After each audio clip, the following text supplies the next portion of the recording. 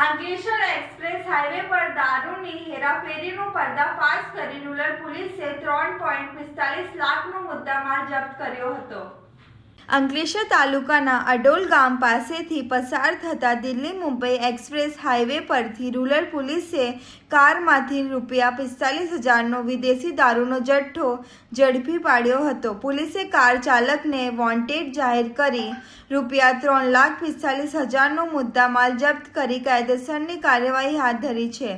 અંકલેશ્વર પાસેથી પસાર થતા દિલ્હી મુંબઈ એક્સપ્રેસ હાઈવે પર અડોલ ગામ પાસેથી રૂરલ પોલીસે મારુતિ સિજાઉ કારની ડિક્કીમાંથી વિદેશી દારૂનો જથ્થો ઝડપી પાડ્યો હતો।